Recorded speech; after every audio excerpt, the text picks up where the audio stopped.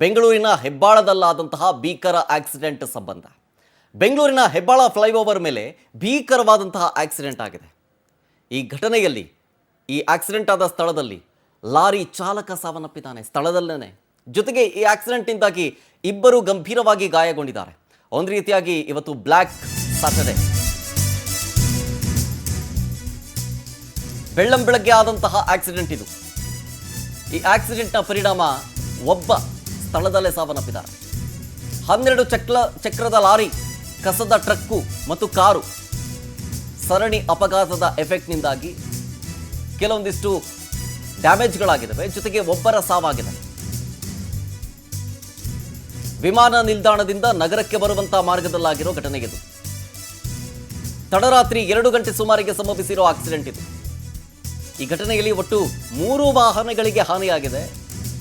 After effect ಅನ್ನುವಂಥ ದೃಶ್ಯಗಳು ಭಯಾನಕವಾಗಿದೆ. Truck ಪಲ್ಟಿಯಾಗಿ flyover ಮೇಲೆ ಹೊತ್ತಿ ಉರಿದುಬಿಟ್ಟಿದೆ. ಹೆಬ್ಬಾಳ ಸಂಚಾರ ಪೊಲೀಸ್ ಠಾಣೆಯ ವ್ಯಾಪ್ತಿಯಲ್ಲಿ ನಡೆದಿರೋ ಘಟನೆ ಇದು. ಈಗ ವಾಹನವನ್ನು ತೆರವುಗೊಳಿಸಿದ್ದಾರೆ ಹೆಬ್ಬಾಳ ಸಂಚಾರ ಪೊಲೀಸರು. ಇದು ಫ್ಲೈಓವರ್ ಮೇಲೆ ಆಗಿರುವಂಥ ಭೀಕರ ಆಕ್ಸಿಡೆಂಟ್ ನೋಡಿ. ಅದರ ಎಫೆಕ್ಟ್ ಅನ್ನುವಂತೆ ನಜ್ಜುಗುಜ್ಜಾಗ್ಬಿಟ್ಟಿದೆ. ಆ ಗಾಡಿ ರಸ್ತೆ ಮೇಲೆಯೇ ಪಲ್ಟಿ ಹೊಡೆದುಬಿಟ್ಟಿದೆ. ಆ ಟ್ರಕ್ ಇದೆಯಲ್ಲ, ಆ ಟ್ರಕ್ಕು ಕಲ್ಲು ತುಂಬಿತ್ತಂತೆ. ಆ ಟ್ರಕ್ಕಲ್ಲಿ ಹೆವಿ ಲೋಡೆಡ್ ಗಾಡಿ, ಅದು ಪಲ್ಟಿ ಹೊಡೆದುಬಿಟ್ಟಿದೆ. ಅದರ ಹಿಂದ್ಗಡೆ ಬರ್ತಾ ಇದ್ದಂಥ ಕಸದ ಲಾರಿ ಅದ್ರ ಮೇಲೂ ಬಿದ್ದಿದೆ. ಆ ಕಸದ ಲಾರಿ ಚಾಲಕ ಫಯಾಜ್ ಸ್ಥಳದಲ್ಲೇ ಮೃತಪಟ್ಟಿದ್ದಾರೆ. ವಿಮಾನ ನಿಲ್ದಾಣದಿಂದ ನಗರಕ್ಕೆ ಬರುವಂಥ ರಸ್ತೆ ಮಾರ್ಗ ಅದು ಫ್ಲೈಓವರು ನೋಡಿ. ಆ ಫ್ಲೈಓವರ್ ಮೇಲ್ಗಡೆಯ ದೃಶ್ಯ ನೋಡ್ತಾ ಇದ್ದೀರಿ. ಕಾರು ಲೆಫ್ಟ್ ಸೈಡಲ್ಲಿದೆ. ಇನ್ನೇನು ಸ್ವಲ್ಪ ಜೋರಾಗಿ ಬಂದಿದ್ದರೆ ಅದು ಕೆಳಗೆ ಬೀಳ್ಬಿಡ್ತಿದ್ದೋ ಏನೋ ಅನ್ನುವಂಥ ರೀತಿಯಾಗಿ ಕಾಣಿಸುತ್ತೆ. ಕಸದ ಲಾರಿ ಜೊತೆಗೆ ಲೋಡ್ ತುಂಬಿದಂತಹ ಆ ಒಂದು ಸೈಜ್ ಗಲ್ಲು ಬರುತ್ತಲ್ಲ, ಸೈಜ್ ಗಲ್ಲು ನೋಡಿ. ಅದು ಆ ಸೈಜ್ ಗಲ್ಲು ಕೆಳಗೆ ಬಿದ್ದಿರೋದು, ಅದು ಪಲ್ಟಿ ಹೊಡೆದ್ಬಿಟ್ಟಿದೆ ಆ ಗಾಡಿ. ಅದು ಈ ಸೈಜ್ ಗಲ್ಲನ್ನ ತುಂಬ್ಕೊಂಡು ಹೋಗ್ತಾ ಇದ್ದಂಥ ಲಾರಿ ಪಲ್ಟಿ ಹೊಡೆದ್ಬಿಟ್ಟಿದೆ. ಬೆಂಕಿ ಹೊತ್ಕೊಂಡಿದೆ. ಬೆಂಕಿ ನಂದಿಸಿದ್ದಾರೆ ಸದ್ಯದಲ್ಲಿ.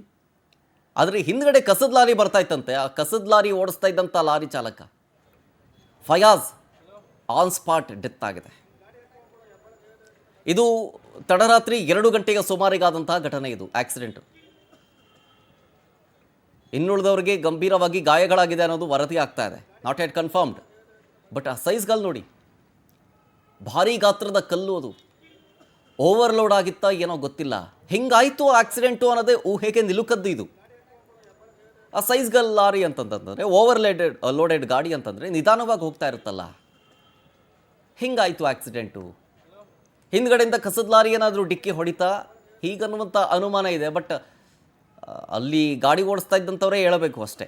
ಒಂದು ಈ ಸೈಜ್ ಗಲ್ನ ಹೊತ್ಕೊಂಡು ಹೋಗ್ತಾ ಇದ್ದಂಥ ಲಾರಿ, ಆ ಟ್ರಕ್ಕು, ಆ ಡ್ರೈವರ್ ಹೇಳಬೇಕು. ಇಲ್ಲಾಂದರೆ ಕಾರ್ ಚಲಾಯಿಸ್ತಿದ್ದಂಥವ್ರು ಅಥವಾ ಕಾರ್ ಒಳಗಿದ್ದಂಥವ್ರು ಹೇಳಬೇಕು.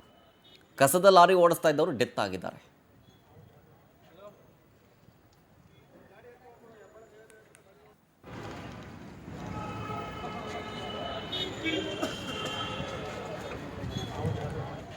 ನೋಡಿ, ಇದು ಕ್ಲಿಯರ್ ವಿಜುವಲ್ಸ್ ನೋಡ್ತಾ ಇದ್ದೀರಿ.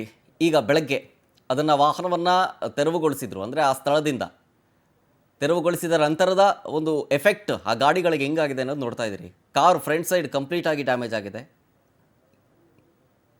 ಅದ್ರ ಹಿಂದ್ಗಡೆ ಲಾರಿ ನಿಂತಿದೆ. ಆ ಲಾರಿನೂ ಡ್ಯಾಮೇಜ್ ಆಗಿಬಿಟ್ಟಿದೆ.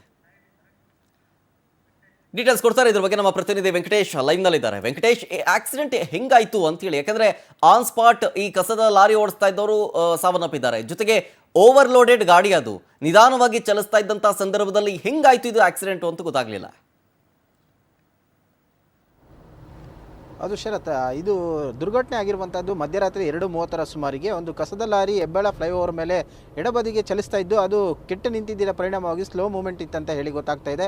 ಅದಾದ ಬಳಿಕ 12 ವೀಲರ್ ಲಾರಿ ಏನಿದೆ ಅದರಲ್ಲಿ ಕಲ್ಲಿನ ಒಂದು ಚಪ್ಪಡಿ ಏನಿದೆ ಅದನ್ನು ತುಂಬಿಕೊಂಡು ಬರ್ತಾ ಇರುವಂತಹದ್ದು. ಏರ್ಪೋರ್ಟ್ ಕಡೆಯಿಂದ ಟುವರ್ಡ್ಸ್ ಬೆಂಗಳೂರು ಕಡೆ ಬರ್ತಾ ಇದ್ದಂತಹ ಸಂದರ್ಭದಲ್ಲಿ ವೇಗವಾಗಿ ಬಂದಿದ್ದಾನೆ.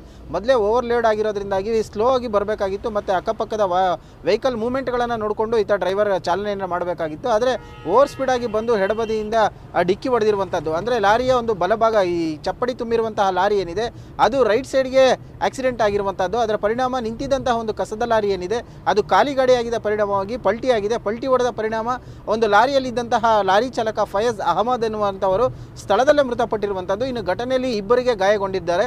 ಸೊ ಅವರನ್ನು ಕೂಡ ಆಸ್ಪತ್ರೆಗೆ ಸೇರಿಸಿ ಚಿಕಿತ್ಸೆಯನ್ನು ಕೊಡುವಂಥ ಕೆಲಸ ಕೂಡ ಆಗ್ತಾ ಇರುವಂಥದ್ದು. ಆದರೆ ಈ ಘಟನೆಯಲ್ಲಿ ಮತ್ತೊಂದು ಹೆರ್ಟಿಗಾ ಕಾರ್ ಏನಿದೆ ಅದಕ್ಕೂ ಕೂಡ ಡ್ಯಾಮೇಜ್ ಆಗಿರುವಂಥದ್ದು. ಈ ಡ್ಯಾಮೇಜ್ನ ಒಂದು ದೃಶ್ಯಗಳು ಕೂಡ ಈಗಾಗಲೇ ಏನು ಪವರ್ ಟಿವಿಯಲ್ಲಿ ತೋರಿಸಿರುವಂಥದ್ದು. ಇನ್ನು ಘಟನೆಗೆ ಸಂಬಂಧಪಟ್ಟಂತೆ ಈಗಾಗಲೇ ಹೆಬ್ಬಾಳ ಸಂಚಾರ ಪೊಲೀಸ್ ಠಾಣೆಯಲ್ಲಿ ಪ್ರಕರಣ ದಾಖಲಾಗಿದ್ದು ತನಿಖೆಯನ್ನು ಕೂಡ ಮುಂದುವರಿಸ್ತಾ ಇದ್ದಾರೆ.